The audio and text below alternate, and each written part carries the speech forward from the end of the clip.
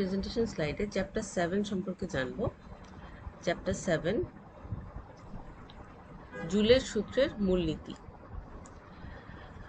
জুলের সূত্র হচ্ছে, জুল একজন ব্যক্তি, সে একটা সূত্র আবিষ্কার করেন, একটা না বেসিক্যালি সে 3টা সূত্র আবিষ্কার করেন। সেই সূত্র সম্পর্কে এই পুরো চ্যাপ্টারটা আলাপ করা হচ্ছে। দেখো, প্রথমে বলেছে কি, একটি পরিবাহীর দুই প্রান্তে ভোল্টেজ থাকলে এর মধ্য দিয়ে কারেন্ট প্রবাহিত হবে। এটা আমরা জানি যে একটা ভোল্টেজ সাপ্লাই দিলেই কোন একটা পরিবাহী বা কোন একটা অ্যাপ্লায়েন্সের মাঝে কারেন্ট পাস করছে। পরিবাহীর নিজস্ব রেজিস্ট্যান্স এই প্রবাহিত কারেন্টকে বাধা প্রদান করে। পরিবাহীর সেই রেজিস্ট্যান্সটা মানে পরিবাহী নিজেই ওই যে কারেন্টটা যাচ্ছে সেটাকে বাধা প্রদান করে, এবং বাধা প্রদান করার ফলেই হচ্ছে সেই পরিবাহীটা যদি বাল্ব হয়ে থাকে সেই বাল্বটা জ্বলবে, বা সেই ফ্যানটা যদি সেটা ফ্যান হয়ে থাকে তাহলে সেই ফ্যানটা চলবে, অথবা সেটা যদি একটা হিটার হয়ে থাকে সেই হিটারটা গরম হবে। তো সেটাই বলেছে যে রেজিস্ট্যান্সটা যখন একটা কারেন্টকে বাধা দেয়, বাধা দিয়েই হচ্ছে সে আসলে নিজে কাজ করে।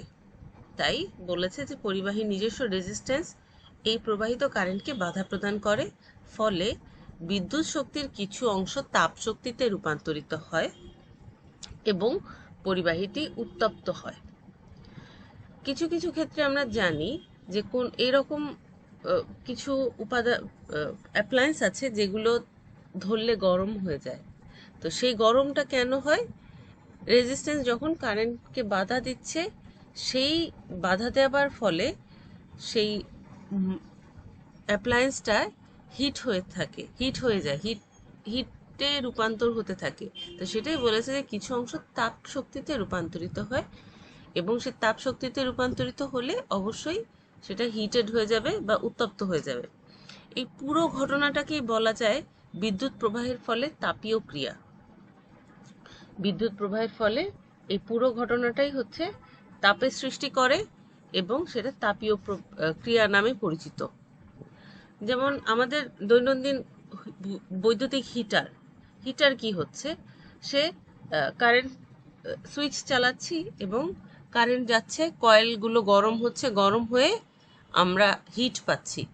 তারপর কেটলিটাতেও কি হচ্ছে, কারেন্ট দিলাম, কেটলিটা জ্বললো, কিছুক্ষণ পরে পানি গরম হচ্ছে এবং কেটলি নিজেও গরম হয়ে যাচ্ছে, কেটলিকে টাচ করলে দেখবো গরম হয়ে যাচ্ছে। তারপরে ইস্ত্রি, মানে কাপড় ইস্ত্রি করার ইস্ত্রি বা আয়রন, সেটা নিজেও গরম হচ্ছে এবং কাপড় ইস্ত্রি করছে। অথবা বৈদ্যুতিক বাল্ব, যে কোনো বাল্ব কিছুক্ষণ চালানোর পরে দেখবা বাল্বটা খুলতে যাও বা বাল্বটা ধরো, সেটা গরম হয়ে যায়। এই জিনিসটাই হচ্ছে তাপীয় ক্রিয়া। বিদ্যুৎ প্রবাহের ফলে তাপীয় ক্রিয়া, তাপ সৃষ্টি হয়, এবং তাপ সৃষ্টি হওয়ার ফলে জিনিসটা উত্তপ্ত হয়ে যায়। ইংরেজ বিজ্ঞানী জেমস প্রেসকট জুল, ব্যক্তির নাম হচ্ছে জেমস প্রেসকট জুল, 1841 সালে বিদ্যুৎ প্রবাহের ফলে এই তাপীয় ক্রিয়ার উদ্ভাবন করেন। তাই এর নাম জুলের তাপীয় ক্রিয়া, মানে একে জুলের তাপীয় ক্রিয়া হিসেবেও পরিচয় দেওয়া যায়। তাইলে আমরা বুঝতে পেরেছি যে একটা পরিবাহীর মাঝ দিয়ে যখন কারেন্ট প্রবাহ হবে, সেই পরিবাহীর নিজস্ব রেজিস্ট্যান্সের কারণে কারেন্টটা বাধাপ্রাপ্ত হয়, এবং বাধাপ্রাপ্ত হলেই সেই বিদ্যুৎটা কিছু অংশ তাপে রূপান্তর হয় এবং পরিবাহীটা উত্তপ্ত হয়ে যায়। এই পুরো ঘটনাটাই হচ্ছে তাপীয় ক্রিয়া, বিদ্যুৎ প্রবাহের ফলে তাপীয় ক্রিয়া। সেটাই হচ্ছে বিজ্ঞানী জুল 1841 সালে এটা উদ্ভাবন করেন। তার নাম অনুসারে এই পুরো ঘটনাটাকে জুলের তাপীয় ক্রিয়াও বলা যায়। এই যে যেমন আমাদের বাল্ব, এরকম ফিলামেন্ট বাল্ব আমরা দেখছি, কি হয়, তারটা গরম হয়ে যায়, কিন্তু গরম হয়ে যে আলোটা বিকিরণ করে, এবং আমরা যদি এই বাল্বটা ধরি দেখবা কি গরম হয়ে গেছে।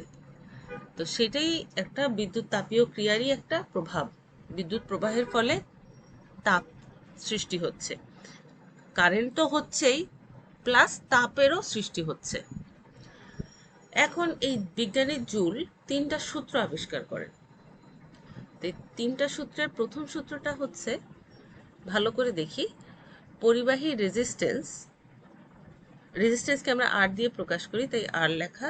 পরিবাহী রেজিস্ট্যান্স ও পরিবাহীতে কারেন্ট আই, প্রবাহের সময় টি, প্রবাহ কি প্রবাহ হচ্ছে অর্থাৎ কারেন্ট প্রবাহের সময় টি, যে কোনো একটা নির্দিষ্ট সময় পর্যন্তই তো কারেন্টটা পাস করবে, হতে পারে সেটা 5 মিনিট, 10 মিনিট বা 1 ঘন্টা বা 24 ঘন্টাই হলো কারেন্ট পাস করছে, তাহলে সেই সময়টাকে টি প্রকাশ করছে। স্থির থাকলে, কোনটা স্থির থাকলো, যে প্রবাহের সময়টা স্থির থাকলে পরিবাহীতে উৎপন্ন তাপ, তাপ মানে হিট, তাপের ইংলিশ হচ্ছে হিট, হিট থেকেই এইচ নামটা নেয়া, হিট বা তাপ এর ভিতর দিয়ে প্রবাহিত কারেন্টের বর্গের সমানুপাতিক। তাহলে এবার আমরা আর একটু ভালো করে বুঝি যে এখানে এখানে মূলত 4টা উপাদান নিয়ে কাজ হবে। একটা হচ্ছে রেজিস্ট্যান্স, যে পরিবাহী সেটা রেজিস্ট্যান্স, পরিবাহীতে প্রবাহ হচ্ছে যে কারেন্টটা এবং কতক্ষণ সময় ধরে প্রবাহ হচ্ছে সেটা সময়টা, এবং উৎপন্ন তাপ অর্থাৎ এইচ, এই 4টা জিনিস নিয়ে কাজ হচ্ছে। তাহলে প্রথম সূত্রে বলা হচ্ছে যে যদি পরিবাহীর রেজিস্ট্যান্স আর এবং কারেন্ট প্রবাহের সময় টি স্থির থাকে, মানে আর এবং টি যদি স্থির থাকে, তাহলে ওই পরিবাহীতে যে তাপটা উৎপন্ন হবে সেই তাপটা হবে ওই পরিবাহীর ভিতর দিয়ে প্রবাহিত কারেন্টের বর্গের সমানুপাতিক। বর্গ মানে স্কোয়ার, তাহলে আমরা এটা লিখতে পারি এইচ সমানুপাতিক, কারণ সমানুপাতিক চিহ্ন দিতে হবে, এটা সমানুপাতিক চিহ্ন আই স্কোয়ার, যেখানে আর এবং টি স্থির থাকছে। স্থির থাকা মানে কি? স্থির থাকা মানে হচ্ছে, ধরো আমরা কাজ করতেছি বাল্ব নিয়ে, একটা 60 ওয়াটের বাল্ব নিয়ে কাজ করতেছি, হঠাৎ করে এই পরীক্ষাটা চালাচ্ছি 60 ওয়াটের বাল্ব নিয়ে, হঠাৎ করে আমি এই বাল্বের জায়গায় একটা ফ্যান নিয়ে আসতে পারবো না, বা 100 ওয়াটের একটা বাল্ব আনতে পারবো না। তো সেটাকেই বলছে যে রেজিস্ট্যান্স, অর্থাৎ 60 ওয়াটের রেজিস্ট্যান্স একই থাকবে। 60 ওয়াটের 4টা বাল্ব যদি একসাথে নেই, তাহলে প্রত্যেকটা বাল্বের রেজিস্ট্যান্স একই থাকবে, কিন্তু 60 ওয়াটের বাল্ব আবার একটা 100 ওয়াটের বাল্বের রেজিস্ট্যান্স কিন্তু ভিন্ন।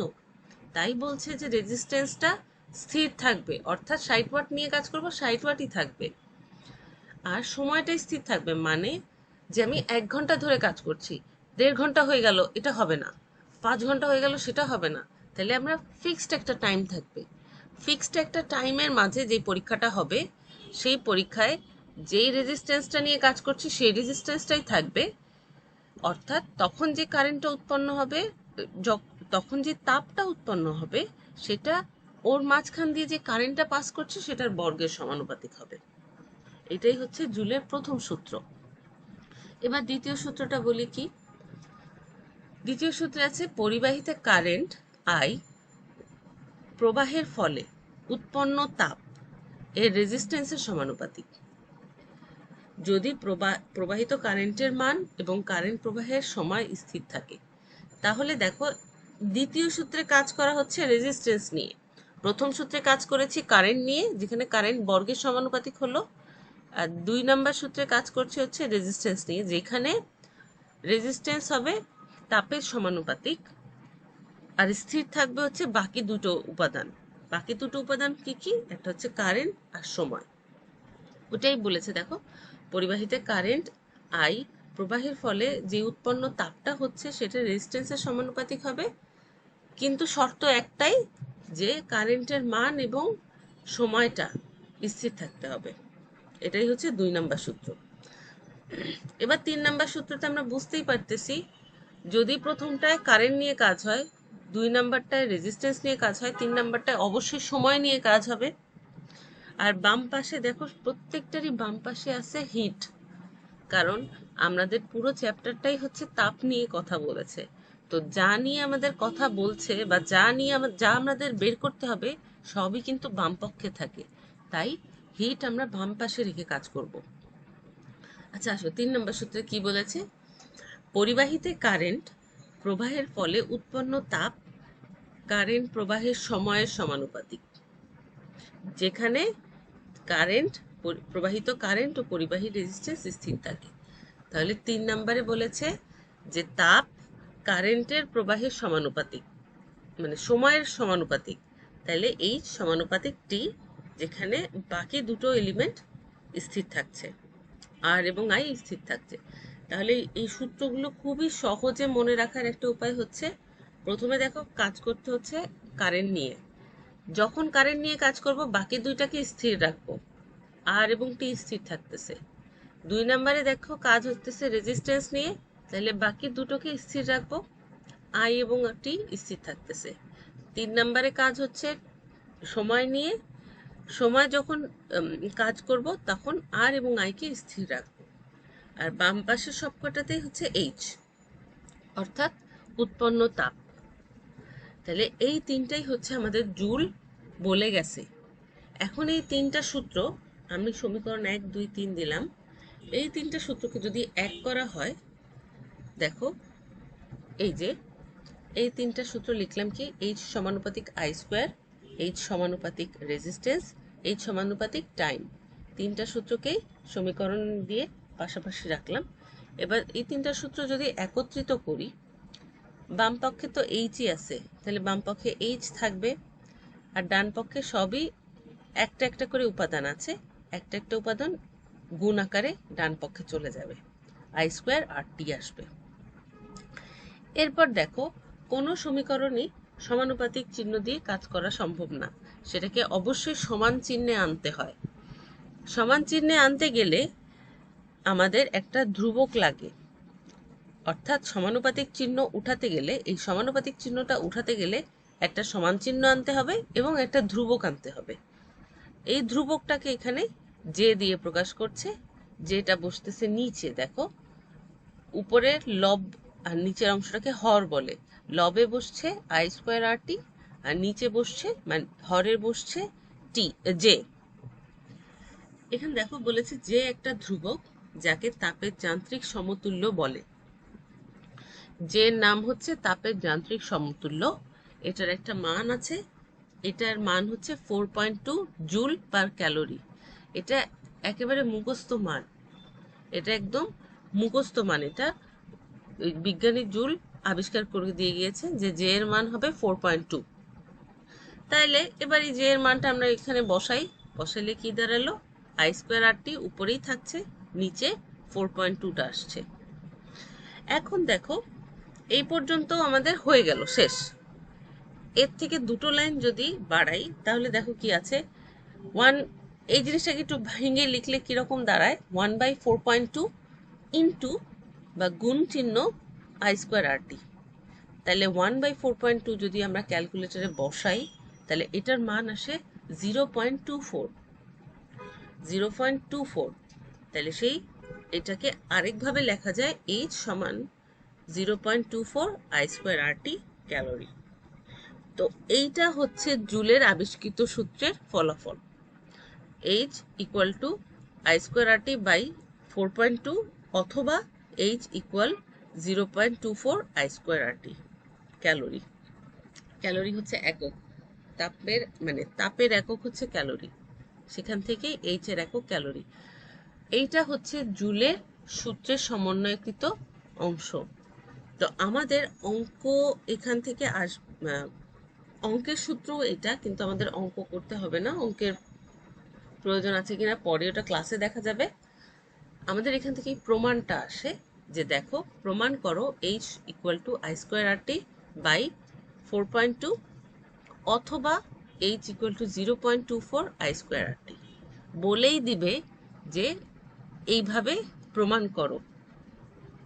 তখন আমাদের এই সূত্রগুলিগুলোও লিখতে হবে, এই সমীকরণ 1, 2, 3ও দিতে হবে, তারপরে এইভাবে করে সাজায় এই পর্যন্ত লিখতে হবে। একটা মজার বিষয় যদি খেয়াল করি, আমাদের কিন্তু কোয়েশ্চেনেই দেওয়া থাকবে H equal to I square R T 4.2। আমরা এই কোয়েশ্চেন দেখেই কিন্তু বুঝতে পারবো H সমানুপাতিক I স্কোয়ার, H সমানুপাতিক R, আর H সমানুপাতিক T। আর সমানুপাতিক চিহ্নটা উঠাতে গেলে এখানে ইকুয়াল চিহ্ন আনতে হবে আর জে আনতে হবে, আর জে এর মান 4.2। এভাবে করে কিন্তু আমরা প্রশ্ন দেখেই উত্তরটা সাজায় ফেলতে পারি, এটা কিন্তু আলাদা করে মুখস্থ করার কিছু নেই। আর 1/4.2 কে ক্যালকুলেটরে প্রেস করে 0.24 করতে পারছি। যদি আমাদের এইটুকুও আসে যে প্রমাণ করো h=0.24 I² RT, সেখান থেকেও আমরা তিনটা সূত্র আগে লিখতে পারবো, কারণ I² দেওয়া আছে। h সমানুপাতিক I² হবে প্রথমটা, পরে হবে h সমানুপাতিক r, তারপরটা হবে h সমানুপাতিক t। এই তিনটা একত্র করে ডিভাইডেড বাই j হবে, সেই জেটার মান হবে 4.2, ওইটাকে উপরে উঠাই দিলে বা 1/4.2 করলে আসতেছে 0.24। তো এই টেকনিক অ্যাপ্লাই করেও আমরা এই প্রমাণটা করে ফেলতে পারি, এটার জন্য আলাদা করে মুখস্থ করার প্রয়োজন নাই।